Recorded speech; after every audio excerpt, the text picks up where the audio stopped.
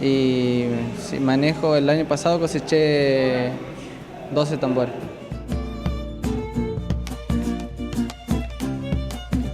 Sí, para nosotros es muy importante, primero por lo que significa el producto en sí, digamos, las mieles chaqueñas y las mieles del Impenetrable, en primer lugar. En segundo lugar, porque esta es una zona, digamos, de nuestro país que también necesita, digamos, una especial atención.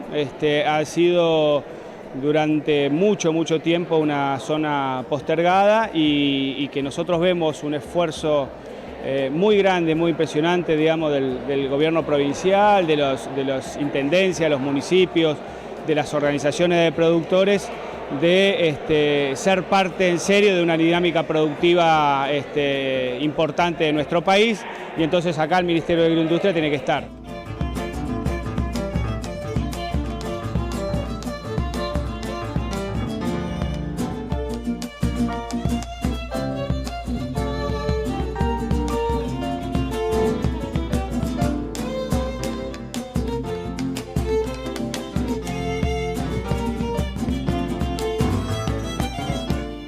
Puedes seguirnos en YouTube o elrural.com para seguir compartiendo Terra Chaco. Y en estas pantallas, por supuesto, muy pronto cuando volvamos otra vez a presentarnos. Hasta pronto.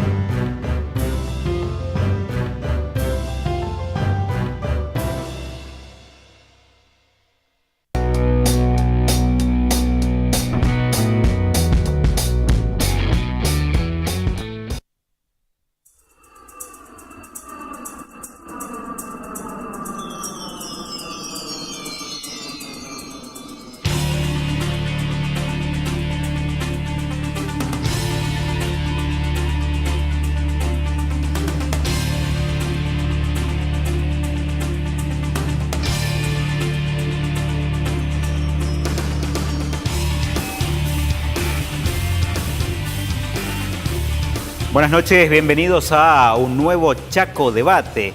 Esta posibilidad cierta que tenemos cada uno de los jueves de compartir con ustedes ideas, proyectos, propuestas y sobre todo enriquecernos a través de la posibilidad cierta de escuchar a distintas voces que van abordando un tema. Hoy vamos a hablar de tarifas, hoy vamos a hablar de incrementos, hoy vamos a hablar de inflación. Vamos a hablar de cada uno de esos ítems que parecían como muy abstractos, pero que lo cierto es que se sienten en el bolsillo y cada vez más cercano, porque a veces el sueldo no alcanza, porque las tarifas suben, porque ¿qué está pasando en el mercado desde diciembre del 2015 a esta parte con la reducción de los subsidios, con el incremento en algunos servicios, con el combustible que se disparó de manera significativa y que desde el próximo año ya tendrá una tarifa y un precio liberado porque así lo estableció una nueva normativa? En definitiva, todos elementos que, como decíamos, inciden en la economía doméstica de cada uno de nosotros. Pero para entender qué es lo que está pasando, por qué llegamos a esta instancia y cuáles son los elementos que conforman la economía de nuestros hogares, vamos a debatir en el día de hoy con importantes y prestigiosos panelistas que nos van a estar acompañando. Como cada jueves, empezamos a abrir la ronda con un informe. Confusión por las tarifas de luz y gas. Duhovne dijo que no habría nuevas subas, pero luego se rectificó. Otros ministerios aclararon que el ministro no quiso referirse a los servicios de electricidad, gas y agua, cuyos futuros ajustes ya fueron anunciados. Aumenta entre un 20 y un 36% el abono de telefonía fija. Telecom ajustó el servicio básico y algunos planes desde el 10 de agosto. Pese a las críticas, ya analizan nuevos aumentos de tarifas en 2017. Las mayores subas serán en electricidad, porque el Estado aún paga el 65% en subsidios. El gobierno presionó y la suba de naftas quedaría para después de las elecciones. El ajuste debería ocurrir el 1 de octubre. pero los funcionarios apuestan a que el aumento se postergue para luego de los comicios. El gobierno autorizó un aumento de 5% en las prepagas a partir de septiembre. La resolución del Ministerio de Salud fue publicada en el boletín oficial. El gobierno denegó la suba adicional del 5% pedida para octubre. No descartan nuevos ajustes antes de fin de año. Los precios del transporte, así como el de otros servicios públicos, tienen que ser revisados periódicamente y eso se va a hacer claro. Juan José Aranguren ratificó que habrá revisión de tarifas este año, pero que golpeará menos en los bolsillos. Anunciaron la suba de tarifas para después de octubre. El ministro de Energía y Minería, Juan José Aranguren, aclaró que la suba sería inferior a las aplicadas en 2016.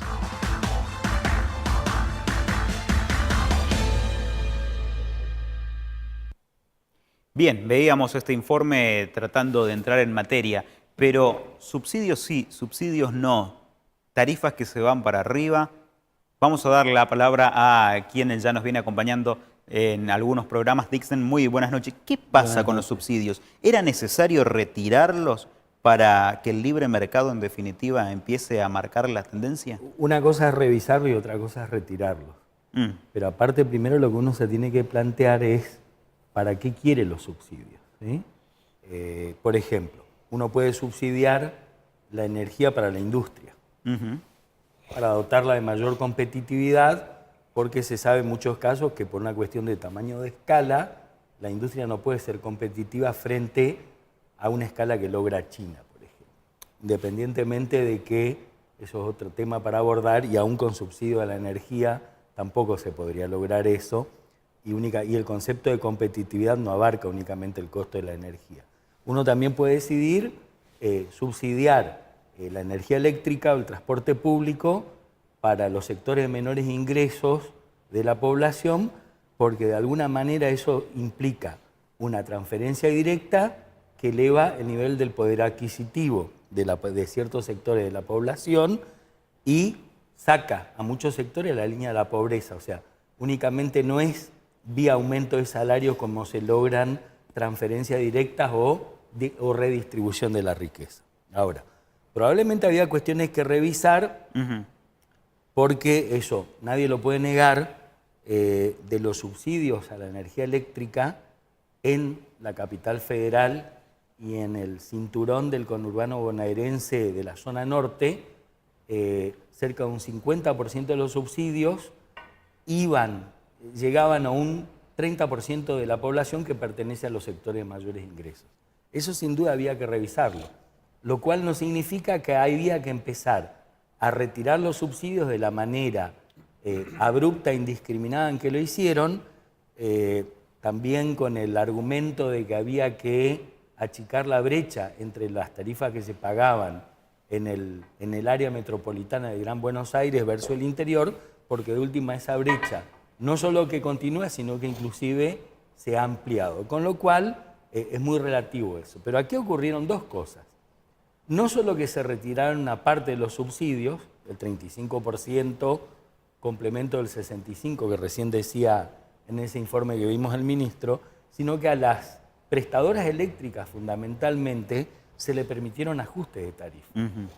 Con lo cual el aumento es por partida doble.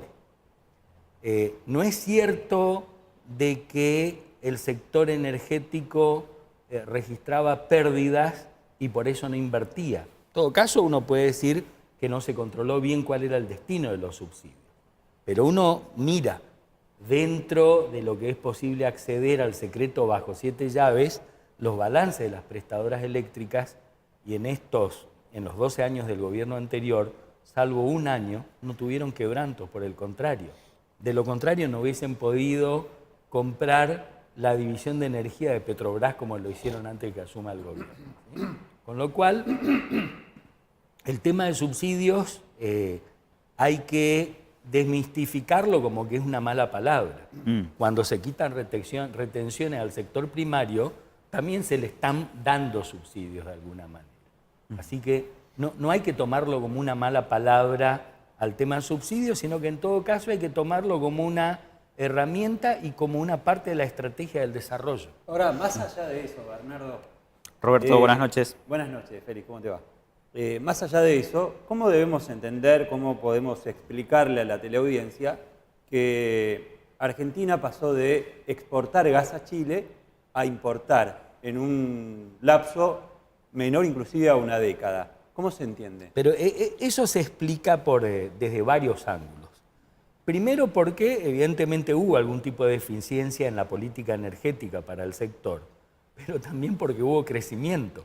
Entonces, si por un lado la política energética no es correcta en materia de prospección y de explotación, pero por otro lado uno tiene crecimiento, es obvio que en algún momento la energía va a faltar. Ahora, no es que no se hicieron tampoco inversiones, simplemente las que se hicieron fueron insuficientes y probablemente uno puede ver algún problema de eficiencia en la planificación y en la inversión, pero que a su vez eso tiene que ver también con el destino que le dan los estados a los recursos que poseen para sostener el crecimiento, si el crecimiento se apuntala vía consumo o en determinado momento vía inversión, más allá de que no existen modelos de desarrollo puro donde es todo consumo, toda inversión. Por ejemplo, el nivel de crecimiento de Estados Unidos se explica en un 70% vía consumo. Lo que pasa es que Estados Unidos funciona como una aspiradora de fondos del resto del mundo, con el cual el resto del mundo financia el crecimiento de Estados Unidos. Fernando, en algunas ¿cómo cuestiones estás? sí, también. Sí, ¿qué decís? Hay una pregunta para el diputado Ságer. Ságer, buenas noches.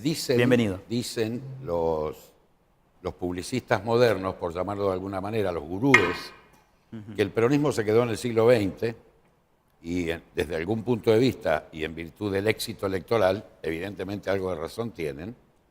¿Qué es esto? ¿Un síndrome de Estocolmo? Porque antes de las elecciones, hace unos años, era impensable que alguien diga en campaña, vamos a levantar esto, vamos a levantar... primero que está todo dolarizado, con el dólar no se sabe lo que va a pasar. Pero no lo están diciendo, Fernando. Lo están diciendo, vamos a aumentar esto, vamos a aumentar esto, vamos a aumentar esto, vamos a aumentar esto. ¿Qué es esto? ¿Un síndrome de Estocolmo? El cautivo está prendado de quien lo tiene porque han mejorado electoralmente y no se ve una reacción de la oposición más que a través de sus propias divisiones. ¿Qué lectura política hacemos de todos estos números? En principio coincido con la visión de Dickstein en el sentido de que creo que el déficit energético en parte se explica por el aumento importante de sectores sociales que tuvieron acceso a los electrodomésticos a merced de una redistribución de ingresos y de una política económica basada en el consumo. Esto sin duda es así.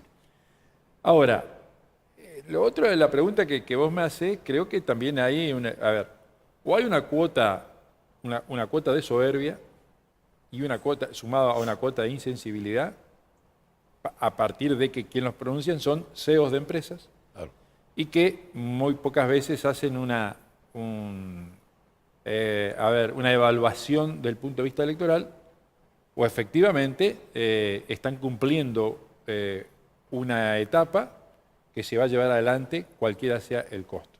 Ahora, así como hay publicistas que plantean eso, hay analistas, y en este caso habrán visto ustedes en los últimos días, tuvo publicación un trabajo que hizo un religioso respecto de la meritocracia, cómo ha calado, digamos, el concepto de meritocracia que se incorporó a partir de los últimos tiempos, de la llegada de Macri al poder, en los sectores que el peronismo históricamente contuvo. Es decir, la fragmentación social que se dio en esos sectores medios y bajos.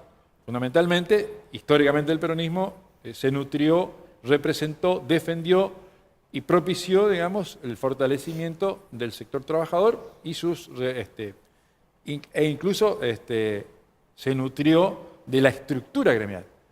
Pero posteriormente a esos sectores también la división le generó una porción que tiene que ver con aquellos que realizan el empleo informal o que trabajan informalmente y aquellos que directamente no trabajan. Y uno dice, ¿cómo puede ser que un concepto meritocrático cale hondo? Y lo han hecho de una manera inteligente, de forma tal de que perdieron la noción del sector político que los representa y lo cuestionan y lo traducen en un voto. Ahora, es un problema nuestro, es un problema del peronismo que efectivamente tenemos que rediseñar una estrategia electoral, pero al mismo tiempo un concepto de la representación que tenemos. Ahora, aún así, obviamente, no tenemos que perder de vista que esos sectores socialmente necesitan una política especial. Y allí, obviamente, la cuestión de las tarifas, el subsidio de tarifas, tanto para las comunicaciones, para el transporte, como para la cuestión energética, debe ser fijada. Y más aún en las provincias como la nuestra, donde tenemos una electrodependencia que por varios tiempos todavía va a seguir presionándonos, sobre todo al sector, al ciudadano común, pero también al sector industrial. Entonces necesitamos una discusión a fondo que seguramente se va a dar. Ahora, diputado, ¿no considera que falló el gobierno anterior en controlar de qué forma, de qué manera se direccionaba los subsidios para que las inversiones finalmente, las empresas que recibían esos subsidios terminaran invirtiendo como correspondía? ¿No se falló en eso? El gobierno anterior no fue perfecto.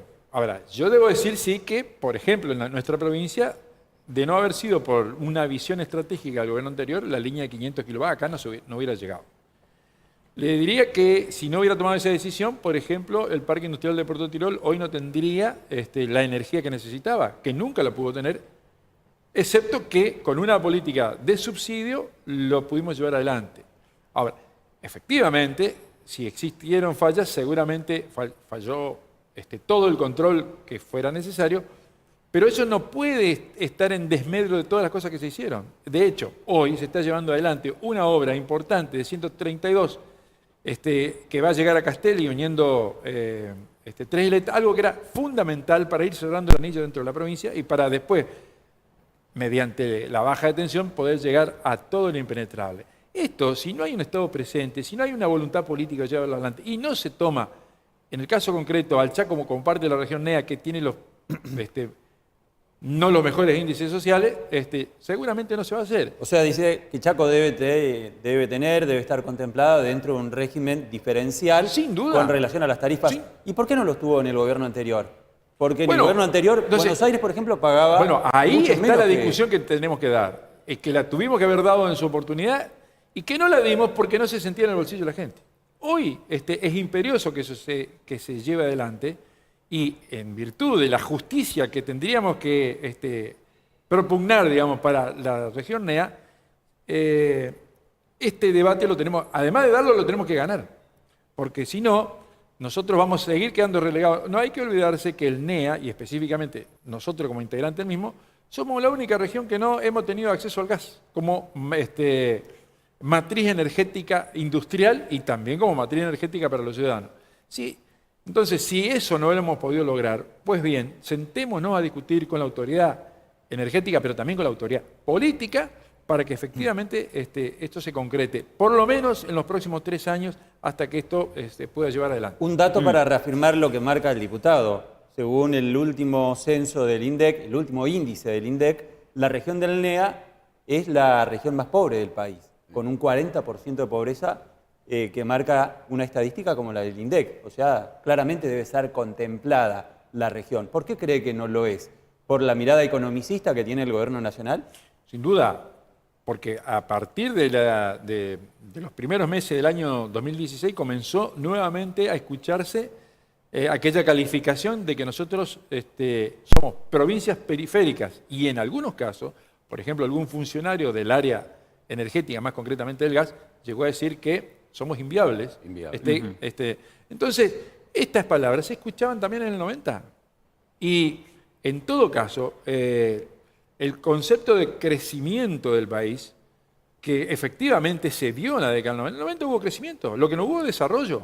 Entonces, ahora la discusión, después de 12 años donde hubo políticas públicas que fueron direccionadas en la búsqueda del desarrollo, de mejorar la condición social de los ciudadanos, esto que comienza a darse, es lo que tenemos que revertir y esto es lo que tenemos que discutirlo con fuerza.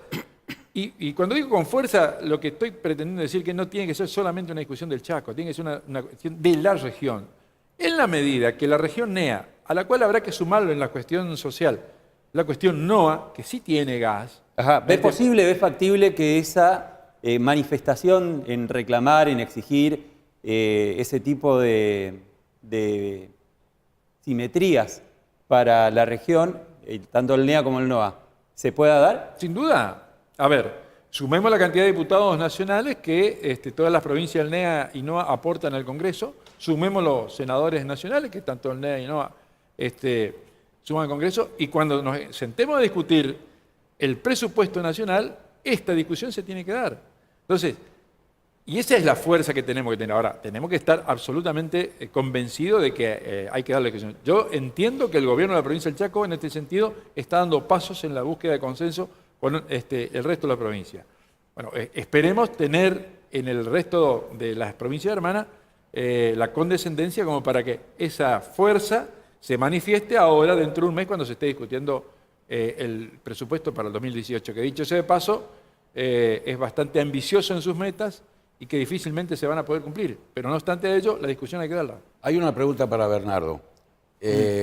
Yo disiento completamente con los que dicen que el gobierno de Macri es insensible, porque en función de lo que está pasando, el gobierno de Macri es total y absolutamente sensible para con las empresas que manejan los servicios.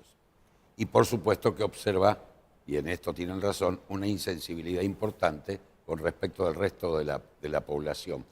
Esto es una cuestión económico-filosófica. Tiene que ver la política y la postura neoliberal con respecto de las cosas, en este caso, las empresas que brindan servicios. ¿Vos creés, Bernardo, que esta filosofía hace que se mantenga este tipo de política por los años que vienen o que estén en el poder los muchachos de Cambiemos? ¿O pensás que puede llegar a morigerarse de alguna manera, por lo menos traducido en precios, traducido en costos? A ver, te lo contesto con un desarrollo un poco más amplio, porque bueno, el sí o el no me parece que es un poco sí, no, aparte, restringe mucho.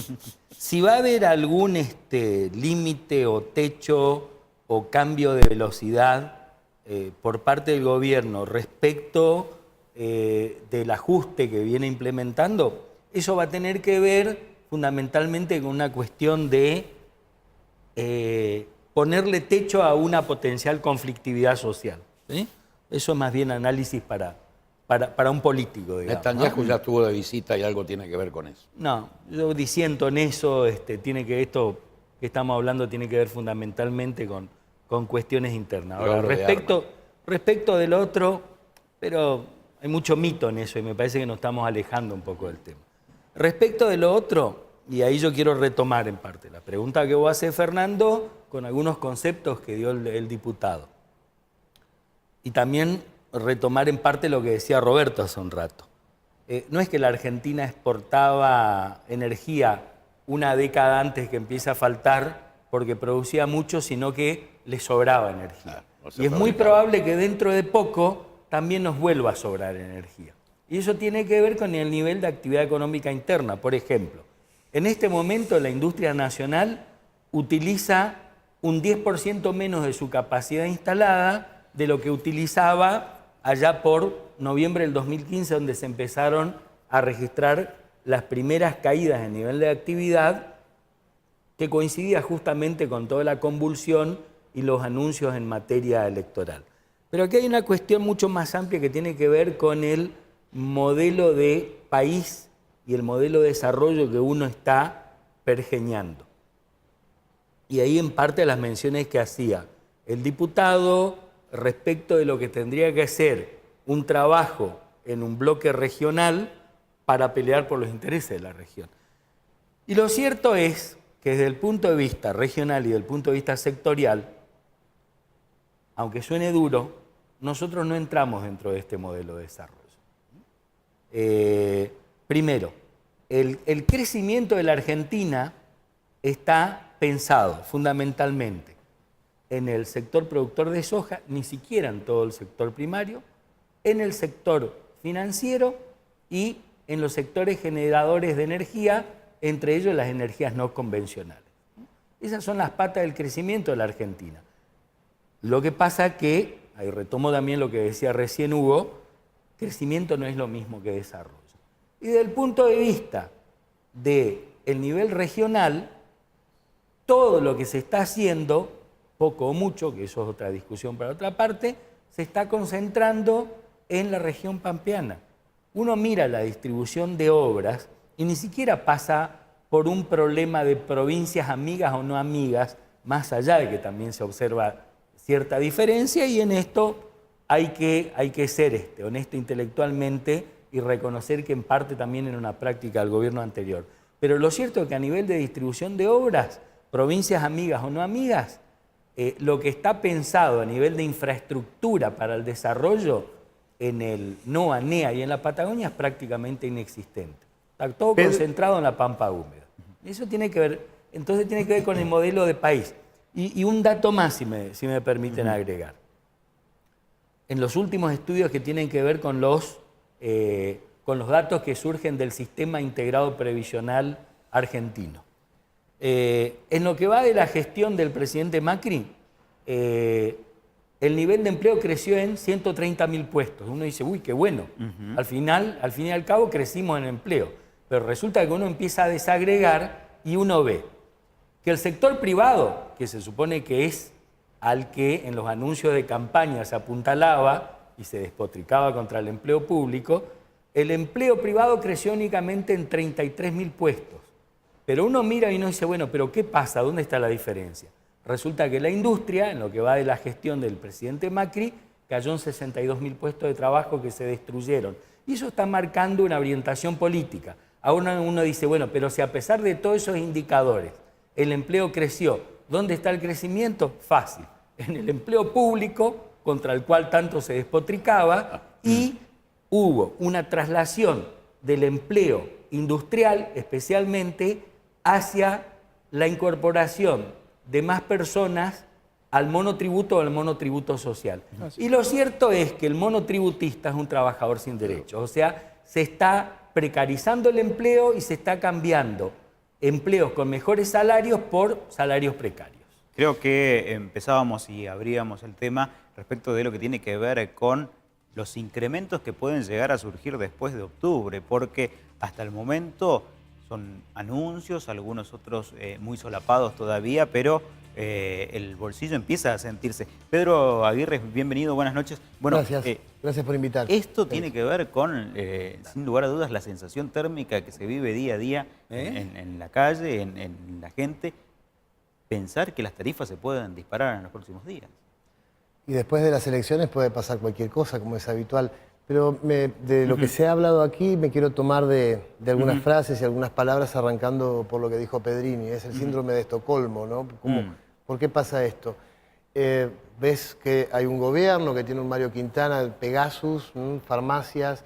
Ves a Marcos Peña, que tenés a Peña Brown, ¿no? Con la Anónima manejando la subsecretaría de Comercio. O sea, no hay ningún control sobre los precios, es viva la pepa. Si mencionás medicamentos, ¿no? Hablábamos de Quintana, los aumentos de los precios fueron tal vez los más desbordantes de todos, sobre todo para un lugar sensible que son los jubilados que no tienen beneficios que tenían antes. Y el síndrome de Estocolmo, me prendo de eso también para llegar a algo que dijo Sager. Es un gobierno de CEOs, es un gobierno de empresarios que reniega de la política. Y ese voto va a ese lugar. La gente misma nota que la política es una mala palabra. Tal vez podés decir que están los medios de comunicación hegemónicos, que están bombardeando con la desinformación, y la política no lo puede resolver, el peronismo no lo puede resolver. Y entiendo lo que dice Sager.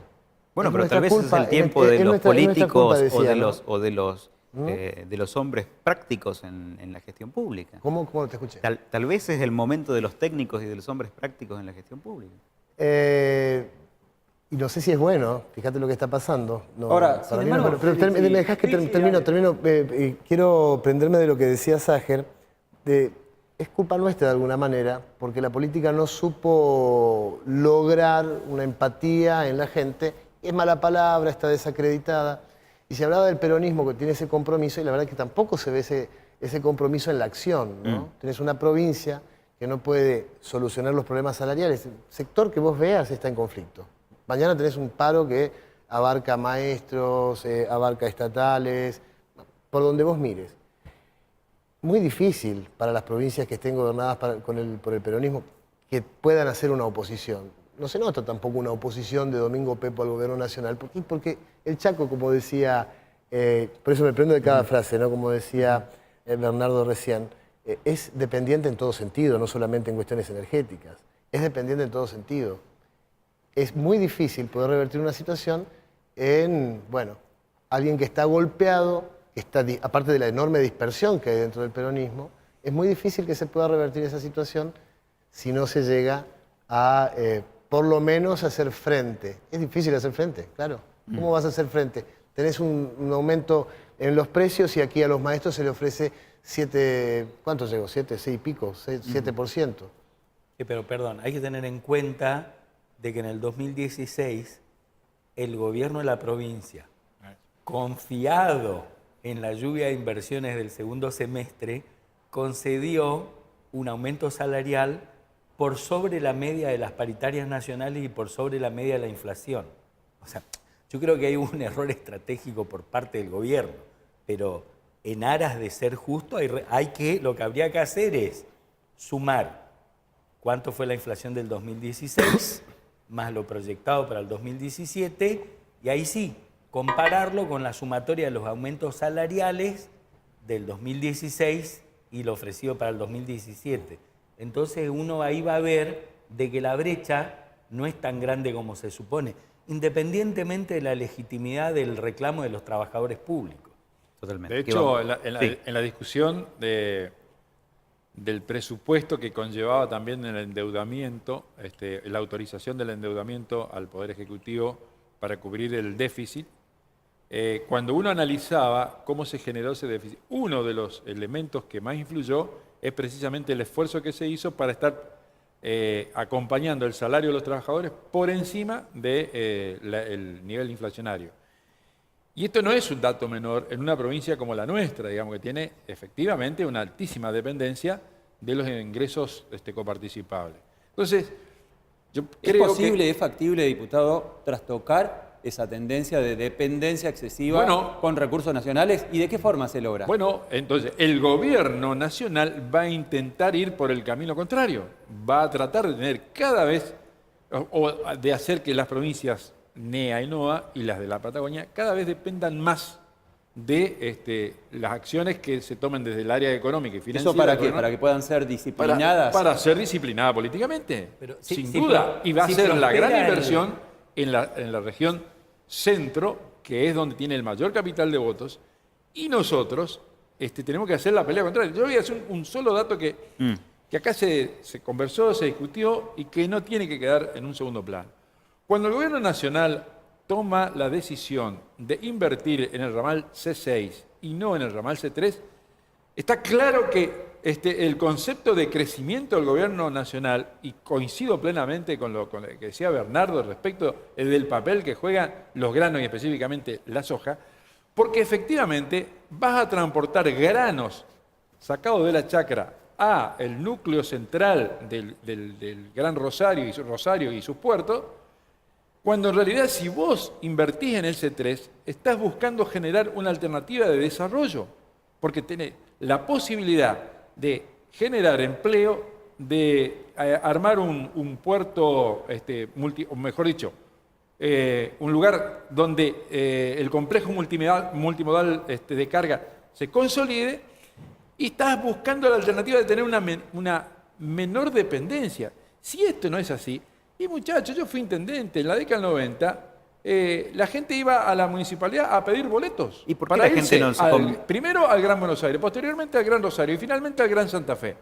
Si eso es el futuro que tenemos, esta alegría con globos que hoy se está discutiendo y que algunos hasta la admiten como válida, se va a trasuntar posteriormente en algo que ya sabemos cómo termina. Acá no estamos haciendo un experimento novedoso, no, sabemos cómo termina. Entonces, en la medida que los que tenemos responsabilidades públicas sepamos dar el debate y clarificar la situación, esta discusión efectivamente es la que tenemos que en octubre comenzar a dar con fuerza y traducirla en votos, porque si no, estamos entrando en una espiral peligrosa donde el desarrollo de los pueblos va a quedar en un segundo plano. Diputado, Pareciera, Pedrino, un segundo, Sí. pareciera que de alguna manera algo de legitimidad están teniendo en las urnas, pero esto me va a contestar después de la tanda que viene en algunos segundos.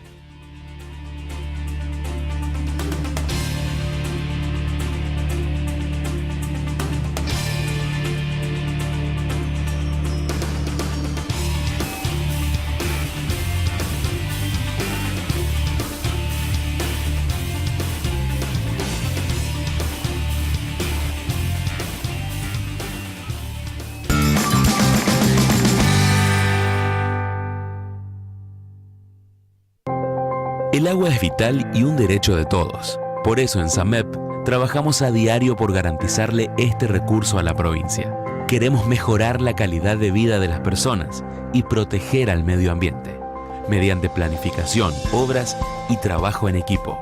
Sabemos el desafío que implica potabilizar y distribuir agua en el Chaco. Por eso aprovechamos al máximo nuestros recursos tecnológicos y el esfuerzo de nuestro capital humano. Estamos haciendo historia, mirando hacia el futuro con compromiso social y cuidando el bienestar de los chaqueños. SAMEP, Chaco, Gobierno del Pueblo. Se viene el cuarto Congreso Internacional sobre Discapacidad. 12 de septiembre en Charata. 13, 14 y 15 de septiembre en Resistencia, Centro de Convenciones Gala. 36 disertantes nacionales e internacionales, 45 charlas. Ya están abiertas las inscripciones. Entérate más en www.citchaco.com.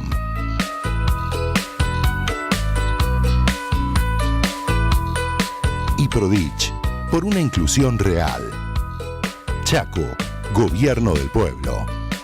Este viernes 15 de septiembre, desde el Estadio Arena Uncaus, en Sáiz Peña, vamos a vivir la emoción del gran sorteo final del Bingo Estudiantil Egresados 2017, con los shows en vivo de Timbales, Gerardo y los Chaques, El Mundo, Alejandro Juniors y la presentación especial de Rombay. Acaríciame despacio hasta que salga el sol más. Quiero verte. Venía a pasar una tarde entre amigos desde las 15:30 horas en el Estadio Arena Uncaus.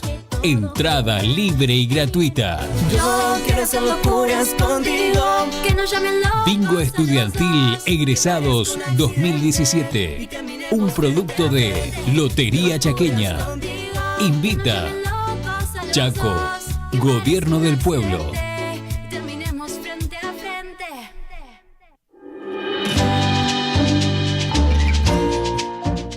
Como cuando había barro, no, casi la gente no entraba porque los vehículos quedaban trancados por ahí. Y nunca que salía. Hasta que ahora por fin salió. Ahora va a entrar el Remi, colectivo, todo. Estamos muy contentos por el progreso que tiene Villa Los Lirios. Y mi mamá también decía que mirá que donde vas a vivir tiene su propio chamamé. Se trata de hacer las cosas bien. Resistencia cumple. Entre todos, hacemos de Resistencia tu lugar. Municipio de Resistencia. Desafíos, el programa de los jóvenes. Sus propuestas, sus necesidades, sus desencuentros, sus reclamos y los temas más importantes que afectan a la sociedad. Desafíos, un programa para participar y debatir junto a toda la familia. Desafíos, sábados de 13 a 14 horas, en vivo y en directo, con la conducción de Jorge Morelo. Desafíos, el programa más premiado de la televisión chaqueña. Vuelve el torneo federal a la pantalla de Chaco TV. Chaco Forever recibe a Sarmiento en una nueva edición del Clásico Chaqueño. Ambos equipos intentarán arrancar con el pie derecho su participación en el torneo. Este domingo desde las 16:30 en vivo y exclusivo por la pantalla de Chaco TV.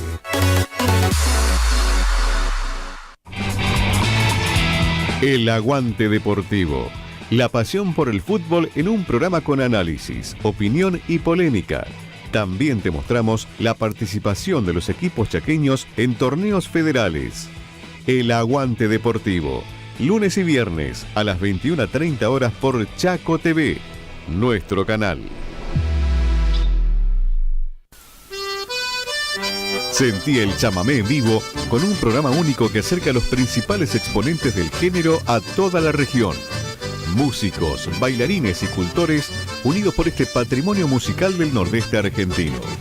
Chamameseando, sábados a las 15 por Chaco TV, nuestro canal.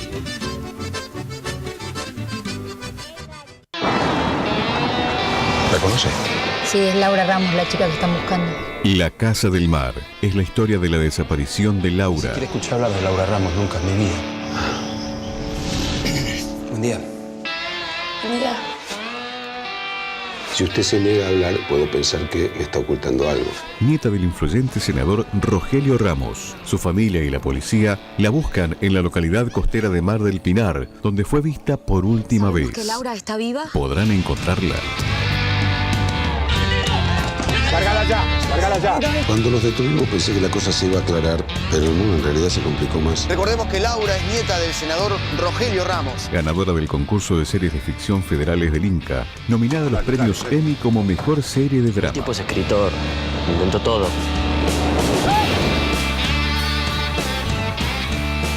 ¿Dónde está Laura? No lo sé, realmente no lo sé. La Casa del Mar, viernes, 23 horas. Se viene el cuarto Congreso Internacional sobre Discapacidad.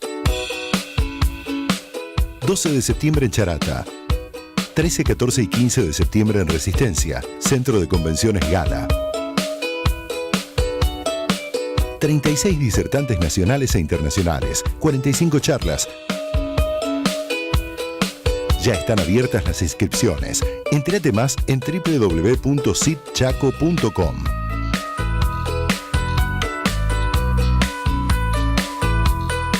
Y Prodich, por una inclusión real. Chaco, Gobierno del Pueblo. Este viernes 15 de septiembre, desde el Estadio Arena Uncaus, en Saizpeña, vamos a vivir la emoción del gran sorteo final del Bingo Estudiantil Egresados 2017, con los shows en vivo de Timbales, Gerardo y los Chaques, El Mundo, Alejandro Juniors y la presentación especial de Rombay. Acaríciame despacio hasta que salga el sol más. Quiero verte. Venía a pasar una tarde entre amigos desde las 15:30 horas en el Estadio Arena Uncaus. Entrada libre y gratuita. Yo quiero hacer locuras contigo. Que no llamen locos. Bingo Estudiantil Egresados 2017.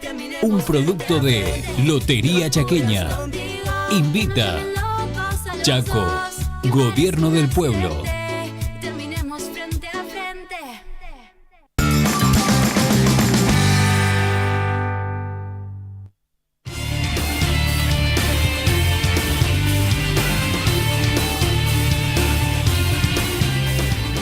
El que no se calla durante la pausa es Fernando Pedrini. ¿Qué va a pasar después de octubre, Fernando Pedrini, cuando... ¿Qué le querés preguntar? Sí. Traer levemente. ¿Qué quiere decir? Ya todos sabemos cómo termina esto. ¿Está hablando en términos económicos o está hablando en términos de represión? Porque una cosa es ahogar a las provincias o someterlas económicamente, como se dijo, y otra cosa es ignorar la reacción popular. Yo creo que están careciendo de la capacidad de lectura que hay que tener con respecto de la ebullición social. Esto se soluciona de dos maneras. O te terminan volteando o terminas reprimiendo salvajemente. ¿Qué lectura le das, A ver, Sájer? cuando yo digo se sabe cómo termina, en principio lleva a pensar, digamos, que vamos hacia un proceso de desindustrialización, sin dudas. Vamos hacia un país prestador de servicios y generador de materia prima que lo exhiben como un mérito y no deja de serlo en la medida que esa materia prima también aquí mismo se transforme y genere empleo. Es decir, entonces, perdón, ese modelo de país, Hugo, no incluye a 43 millones de personas. Exactamente. No alcanza. Exactamente. No alcanza. Entonces, a los que no incluye, allí el Estado debe estar presente tendiendo la mano, no para que ese porcentaje subsista, sino para que tenga la posibilidad de mejorar su condición de vida y desarrollarse. Ese es el gran desafío que tiene la política, que tiene, creo que todos los países, pero en especial nuestro. Y cuando hablamos de la cuestión social, que vos introducís yo creo que en la medida de que este tipo de medidas, valga la redundancia del término, comiencen a afectar cada vez más al bolsillo de los trabajadores, de los asalariados. La víscera sensible. Y creo que la reacción va a ser contundente. Ya la ha sido y a mí eso me deja tranquilo. Ahora, ¿cómo se entiende, diputado? Me deja tranquilo el hecho de que cuando se tomó la decisión del 2x1, la gente salió a la calle. Cuando pasó lo de, de Santiago, la gente salió a la calle. Y cuando pasó la de la educación pública, la gente salió a la calle. Es decir, ya en estos 12 años se ha incorporado verdaderamente el concepto de que la gente debe defender sus derechos. Y creo que los trabajadores van a defender sus derechos, pero también lo van a defender aquellos que son parte del empleo informal y mucho más, aquellos que hoy no tienen expectativas de entrar al sector empleo, al laburo. Entonces, qué lástima en que hoy algún no está momento, ningún sindicalista acá, pero también los sindicatos tienen un rol importante de Bueno. movilizar y de resguardar a los trabajadores. Ahora, le iba a preguntar, diputado, Y están bastante tímidos. ¿cómo se entiende que en las últimas pasos nacionales la mayoría del electorado le dio a la derecha, le dio el apoyo al gobierno nacional? ¿Cómo? A ver, si el 70% no lo votó, no le dio a la derecha. Pero dentro de los que votaron, No le dio la derecha a la derecha. Digamos. La mayoría lo obtuvo el gobierno nacional dentro de los que votaron. Se entiende esa analogía que hace, Bueno, pero a ver, la yo mayoría no sé- electoral le dio a la derecha. Yo no sé cómo suman Fue ustedes los votos. el sector más Bueno, votado. a ver, yo te cuento el voto. El voto peronista, que está distribuido, que está desperdigado, pero es voto peronista Sí, al señor. fin, es mayoritario. Sí, señor. Entonces, acá, ¿cuál es la tarea política que tenemos? Encontrar quién representa a los votos peronistas para presentar un proyecto de cara al 2019 que garantice volver a Sí, un bueno, pero hay país- que resguardar los Sájer, derechos hoy, ¿no? Aprovecho, Sájer, no se quieren encontrar. Por allí hay una figura como la de Cristina Kirchner que está haciendo una pelea importante en Buenos Aires y aquí todos es como que se abrieron, ¿no? Como no tenemos nada que ver. Mire, este proceso también el peronismo lo pasó. En el año 83, por primera vez, el peronismo era derrotado electoralmente y parecía ser de que había una, no es que parecía, existía una política de desperdigar al peronismo, porque se planteaba que al no estar Perón era fácil domesticarlo al peronismo. Y yo quiero recordar lo que hacía la Junta Coordinadora, cuando nos señalaba con los tres dedos, decía que se venía el tercer movimiento nacional. O sea, reivindicaban a Irigoyen, reivindicaban a Perón y el tercer movimiento... Tercer movimiento histórico. ¿Cómo terminó ese gobierno? Entonces, y muchas de las personas que hoy integran este gobierno fueron parte de eso. Y posteriormente se reciclaron en el gobierno de la Rúa.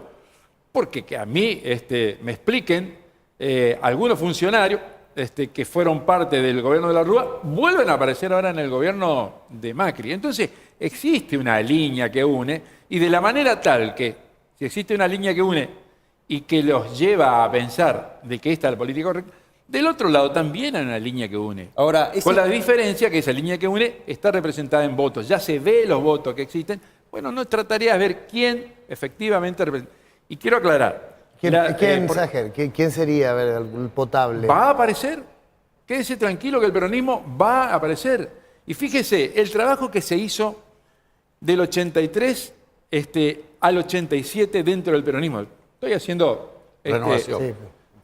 El trabajo de la renovación, para todos, incluido para nosotros que éramos jóvenes en ese momento y discutíamos la política, el hombre era Cafiero, porque Cafiero con toda la renovación. Sin embargo, el pueblo peronista, cuando se lo llevó a las urnas, dijo, este no es el hombre, es este patilludo que viene de... Bueno, convengamos, diputado, que en los 90, al lado de lo que fue Menem, Mauricio Macri es el Che Guevara. Bueno, yo le quiero plantear lo siguiente. La expresión popular del año 88 fue Carlos Menem. Yo trabajé para Cafiero, pero Carlos Menem nos ganó las urnas. Y sin duda que fue así. Sin que nadie lo esperara y sin que nadie lo esperara a Kirchner también. Entonces, y ahí si vamos a hacer historia, hay un montón de cosas para decir. Alguien dijo que en ese momento, cuando se tomó la decisión de transferirle a las provincias parte de las regalías petroleras, se estaba haciendo justicia con la provincia del sur. De hecho, fue así. Ahora, lo que quiero decir con esto es que este proceso actual que estamos teniendo dentro del peronismo va a encontrar el punto de coincidencia. Parte de esto se juega ahora en octubre, parte quizás no, pero lentamente nos vamos encolumnando detrás de una idea, que es representar a ese 70% de la población que no ve en este gobierno las expectativas para resolver su situación. Entonces, ahora, ese peronismo desperdigado y apuntando a un nombre que comulgue o que unifique todo ese peronismo desperdigado que dice usted, es difícil conceptualizarlo, porque por un lado lo tenemos a Urtubey, que uno puede decir está a la derecha de Mauricio Macri, y por otro lado lo tenemos a Cristina Fernández, por ejemplo, que uno dice, bueno, es el representante más emblemático que tiene la centroizquierda del peronismo hoy. Dentro de esa disyuntiva, ¿cuál sería el rumbo ideológico que debe apuntar el peronismo? El peronismo tiene que, desde mi punto de vista, humilde punto de vista, tiene que representar a los sectores de la centroizquierda y tiene que generar una opción que, en definitiva, fortalezca a todos los derechos que se ganaron en esta etapa pasada, que hoy están siendo conculcados, que están en peligro y en eso sí voy a coincidir con usted, muchos ciudadanos no ven una fortaleza dentro del peronismo que los defienda como tal. Por lo tanto, esta discusión la vamos a dar puertas adentro del peronismo. Ahora, quiero aclararle que históricamente el peronismo ha tenido expresiones de centro-derecha, ha tenido expresiones de centro, ha tenido expresiones de centro-izquierda, pero todo el peronismo ha sido democrático. Y eso es una cuestión que a nosotros nos exime de cualquier comentario. Cada vez que el peronismo llegó al gobierno, lo hizo por vía democrática. Ahora, ¿considera que el gobierno nacional de Cambiemos es democrático? El gobierno nacional de Cambiemos llegó a quienes ideológicamente representan, llegaron por primera vez a partir de una elección transparente a la cual el peronismo inmediatamente reconoció. Este es un hecho que nos marca una diferencia que la hemos visto en las PASO. Pero, perdón, sí, hay una cuestión también que, si hay algún análisis de su parte, doctor Sager. Hay un conflicto, hay un problema, tal vez no un conflicto, pero hay un enorme problema en Frente Chaco Merece Más. Hay un vuelco hacia Unidad Ciudadana. Hay una figura que por allí tiene mucha trascendencia. Nombro nuevamente a Cristina Fernández. Y hay una pelea allí que se está dando entre el Frente Chaco Merece Más y Unidad Ciudadana. ¿Usted nota eso? ¿Nota que hay inconvenientes? Ahora vamos a llegar a las generales, vamos a elegir diputados. ¿Y el peronismo qué cree que va a pasar allí? El peronismo va a mostrar el próximo sábado la unidad de todos sus sectores. Precisamente recordando lo que tuvimos que hacer para que la ciudadanía chaqueña nos brinde la oportunidad de gobernar esta provincia y al mismo tiempo deposite en ese momento en Capitanich la responsabilidad de garantizarle futuro. Hace 10 años y muchos pensaban de que esa foto que se realizó en el Parque de la Democracia hace unos días atrás no se iba a dar.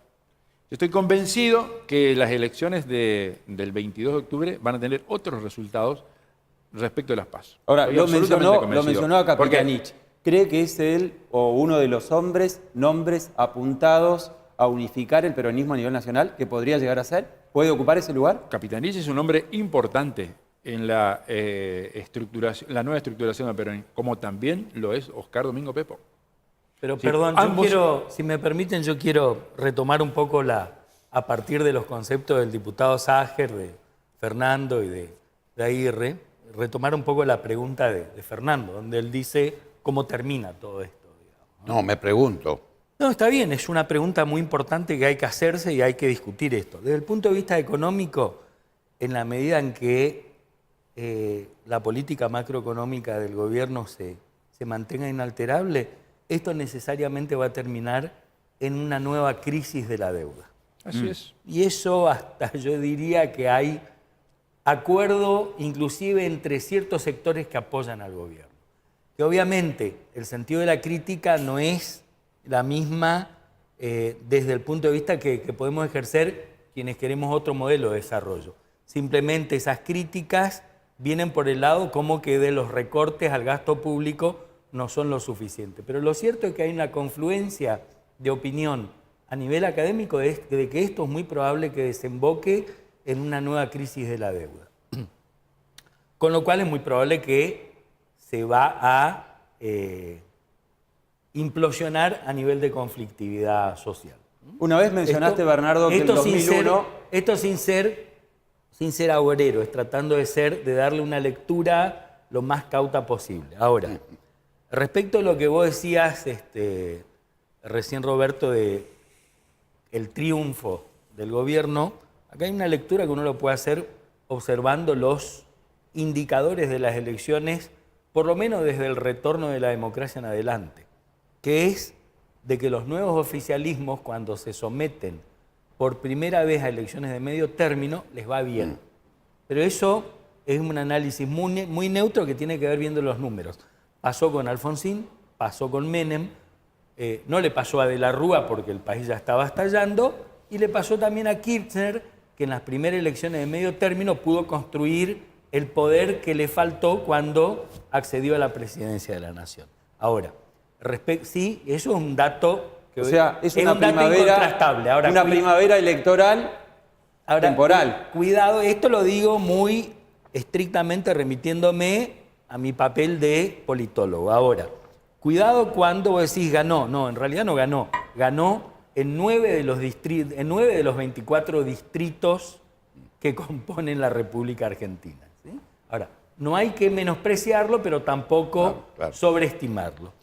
Y respecto de lo que va a ser el devenir de una alternativa de aquí al 19, a mí me parece que independientemente de lo que pase en las elecciones, yo creo que lo que va a definir la existencia o la consolidación de una alternativa va a pasar por lo que recién insinuó Fernando, que es la pelea que se viene en el Congreso respecto de la reforma previsional, la reforma impositiva, la reforma laboral.